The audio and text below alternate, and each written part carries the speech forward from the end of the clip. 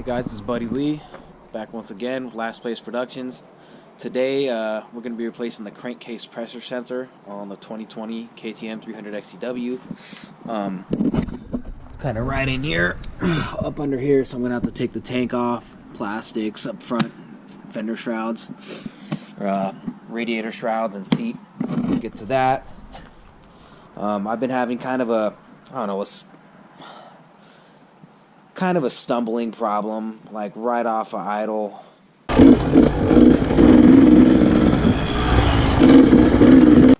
And it's been kind of bugging me, so kind of started at like 10-15 hours, and from what I've read, I mean, it doesn't matter once I'm out on the trails moving, but it's kind of in the low end and a gear high. It's kind of annoying, so we're about to address that.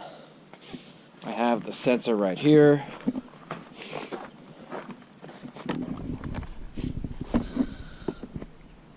That's the KTM part number right there. So that's what we're going to throw in. Alright, step one, pull the seat off. So that's what we're doing here.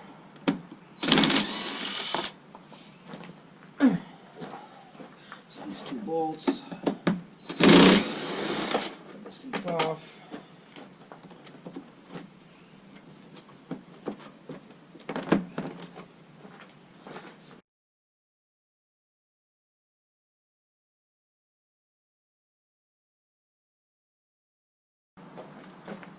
Life hack. This thing that you can actually put fittings in just on a regular impact style drill, it actually fits around the little bolts, the smaller one that hold to the tank. So.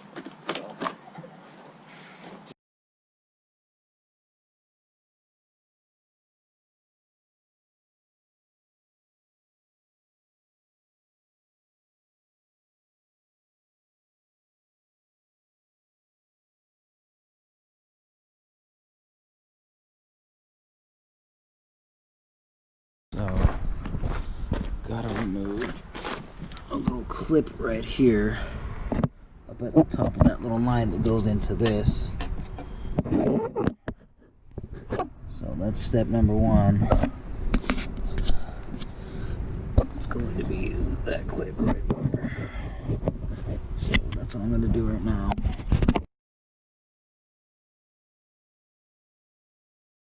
Got that off, got that little hose off. Looks clean in there. So now I'm going to detach this harness right here. And I'll pop that bad boy out. So I had to unplug the harness that connects to the oil pump right there to get to this bolt right there. And then now we'll back her out. So now that I can get this tray backed out right here, I can get to that T15 Torx. So that's what I'm gonna do. So now I should be able to pop this out. I got the screw out. Here we go. Right there. This is the culprit. On that tray, it looks slightly dirty, but give it a quick wipe and a blowout. Should be proper enough. So I'm using this to clean out that little tray and blow down through the bottom.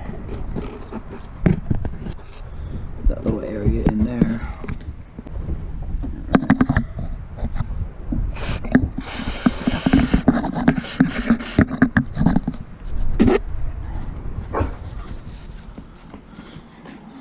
I'm gonna blow in there.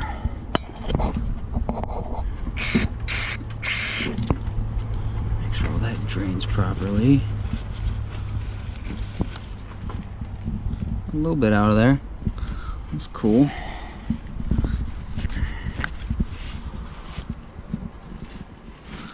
Clean all that up.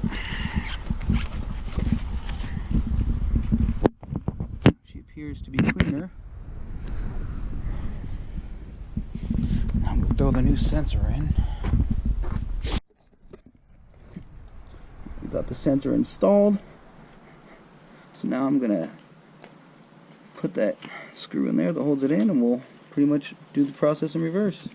I got that screw right there tightened up, so I can start hooking back the harnesses. really want to go through these and actually put some dielectric grease. In fact, let me see if I have one. Alright, so I'm going to put some dielectric grease in here.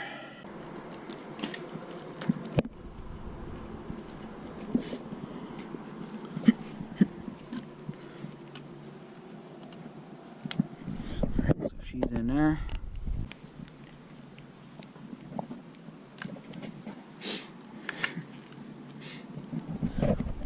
This one has, put some dielectric grease right there.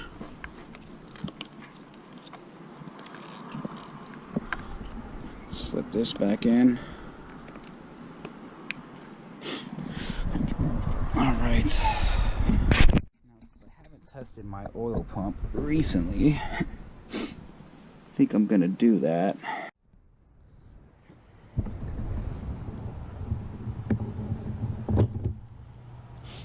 So the testing procedure says twist the throttle all the way,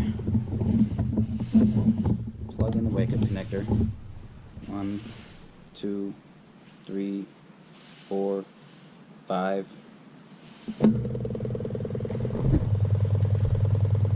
She's pumping. I don't know if you can hear that, but she's definitely priming and pumping, so that's good. Cool. So we know that works, so that's a good thing. We'll wait for it to stop, and then I'll pull the dongle off. So now we're going to pull the dongle. Right? And we're going to put the cap back on. So we don't want to get that wet.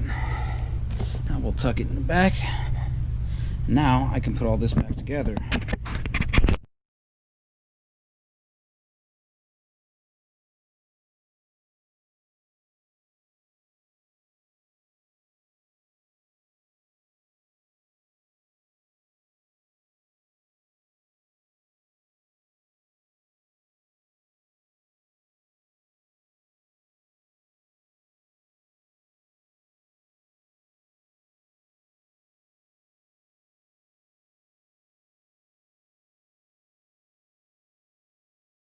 Get the radiator guard bolts in.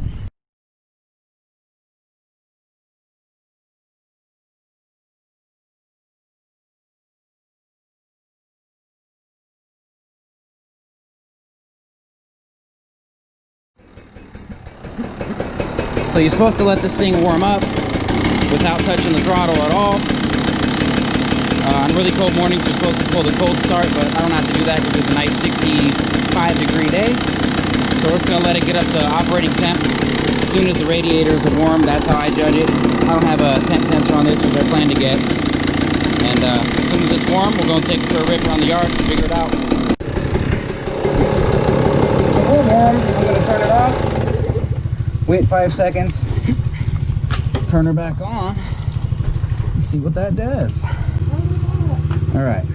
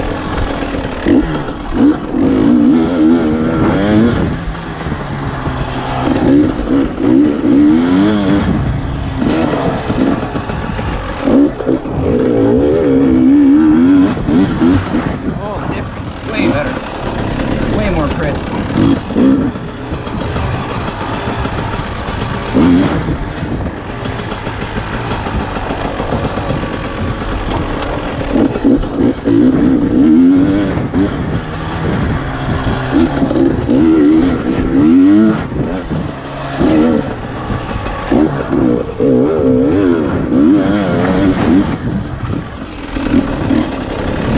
a difference, holy crap, right away.